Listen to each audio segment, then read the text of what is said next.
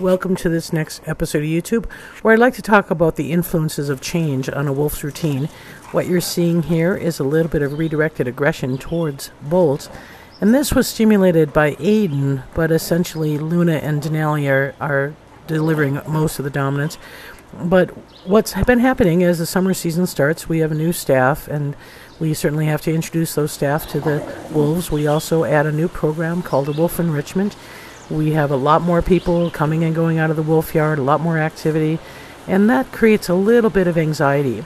And in addition to that, we're seeing Aiden and Denali probably putting a little bit more assertiveness over Bolts as Bolts matures from a 1-year-old going on to a 2-year-old, that we're going to see a little bit more pressure of dominance hierarchy towards Bolts. So that may be a combination of effect, but we definitely know change the routine, and the wolves get a little bit excited, a little bit agitated, especially Aiden. Aiden likes he's a creature to comfort, likes things the way they are, doesn't like a lot of change. And so you're seeing, again, a lot of this dominance stimulated by Luna, who is carrying her tail pretty high there, and showing her leadership as the only female in the pack. And Aiden is actually probably spending a little bit more time watching than he is really participating. There is a clip there where he actually stops Denali and puts Denali down. As the dominant pack leader, Aiden is probably fairly keyed into what Denali's doing, and to maintain Denali's rank as a second-ranking wolf, you're not going to let him get away with too much more dominance over Bolts. So that's been kind of going on, and here's Denali demonstrating what we call a squash, where he actually tries to lay on and sit on Bolts. And that is another dominant technique. And you can see, again, Luna right in there, showing her dominance over Bolts. A lot of that is yearling behavior left over from the time that they're pups, but also that's the maturing of Luna, and Luna is playing an active role as the dominant pack leader, the female dominant pack leader. So, as you can see, the activities are picking up. One of the other things that contributed to this was a 34-degree morning here in June. We had a 70-degree day, but it started at 34 degrees. So sometimes the cooler mornings can stimulate a little bit more dominance as well. And again, it's not always Bolts. This is Denali being pinned by Luna, with Aiden doing a little bit of grab biting from behind. And we watch these fairly closely, and the thing that's going to tell us that it's a little bit more intense is the hackle response and the tail posture. You see that T4 or tuck tail response and that kind of a whirl around there, because he's got Luna grabbing on the front, Aiden grabbing on the back. So he's in a little vulnerable state there, and that tuck tail is going to show that intimidation. Normally don't see this in the summer. Usually this is kind of an autumn type of behavior. But the cooler weather and, again, the changes can create some of that stimulus.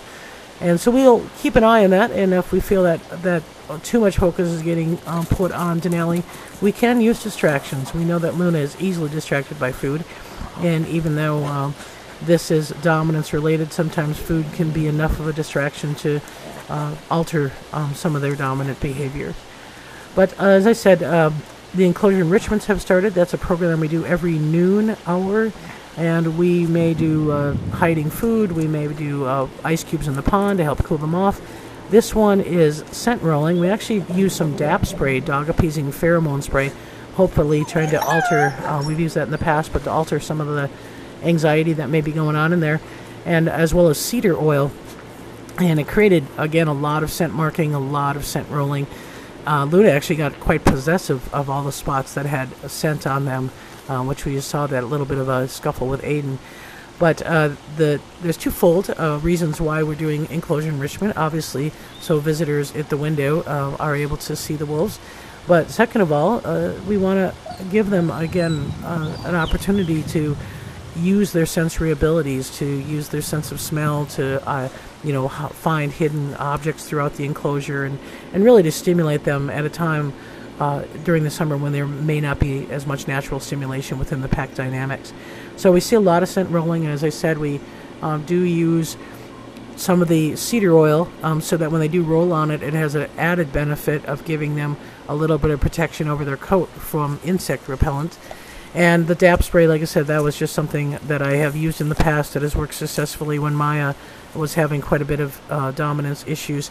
I thought I'd try it on Luna and see if that would help a bit. So we'll continue to use it, and when we want to get a wolf to get some scent over their entire body, rocks are the great place to put it. So they rub up against it, and it stays for a little bit. And again, this is all natural cedar oil.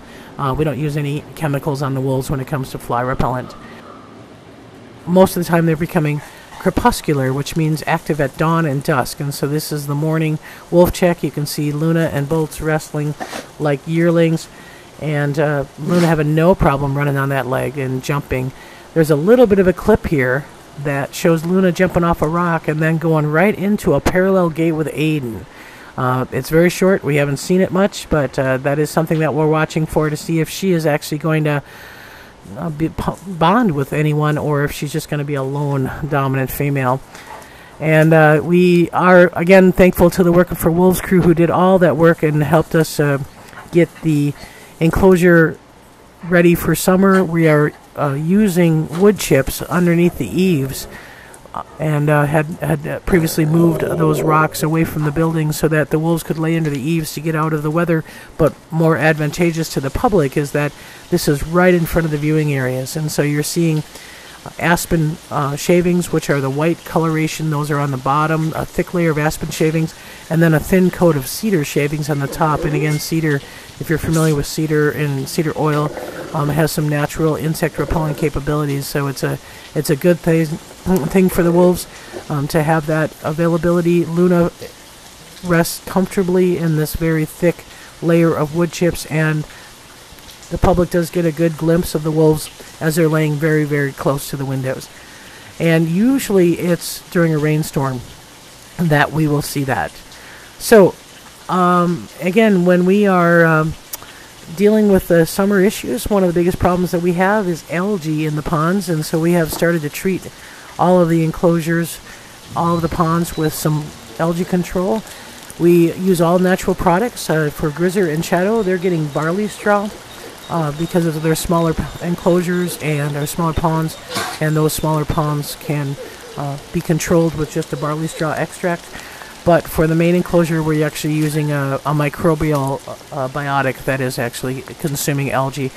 But this is Grizzer getting the pond treatment. He wants to go in, but it's a rainy day and not seeming like he wants to go for a dip at this particular time. Grizzer's pond is actually steep on one end. The end that you're looking at is a very steep transition into the pond. The right side is a sloped transition with rocks for steps, and he oftentimes tries to go in the deep end first, and it gets a little intimidating for him. But we wanted this pond deep enough that he could totally immerse himself, and he just happens to be going in the pond from the wrong side. Again, it's a 4-foot drop right there, and the other side's actually got the steps there. But as I said, pond control is something that we do, as we've said before. Grooming the wolves, kind of get rid of some of that winter coat, keeping them cool. We'll be starting with fly ointment on the ears. This is Malik getting some of that hair pulled out. On a rainy day, it's real hard to brush because the hair is real wet, but we try to get these long strands out and kind of give him an itch. We got a little bit of a scratch response there, an itch response where his leg looked like he was going to go into the kicking motion. But anything that we can do to try to help get that undercoat removed is going to help them, as we expect temperatures to try to increase next week. What we aren't doing, the vegetation is doing, and the one nice thing about the retired enclosure is we have a lot of vegetation in there. So as they walk through the exhibit, you can see that vegetation that kind of clumps that hair and pulls it out as they walk through. So you might see that in the wild as well. If you're walking down a trail and you see hair hanging on the lower end, chances are it's wolf hair. So that's another benefit of having good vegetation. You have good cover, you have good shave, but you also help in this natural process of shedding. And obviously the dens are very important. Grizzer and the exhibit pack have 2 dens. Grizzer has a den, Shadow Malik have a den. These dens help cool themselves. They keep them protected from the elements. We can spray cedar oil around the edge of the den, and it's actually a refuge from those biting insects. And you can see a little bit of mosquitoes flying around there. All he needs to do is back off a little bit and stay out of the edge of that and he will have some insect repellent capabilities. So anyways, that's it for this week's YouTube. I did manage to get some howling, but unfortunately it was after I left the exhibit, so I didn't get video of it, but I put some audio in, and hope you enjoy it. And again, thanks for watching.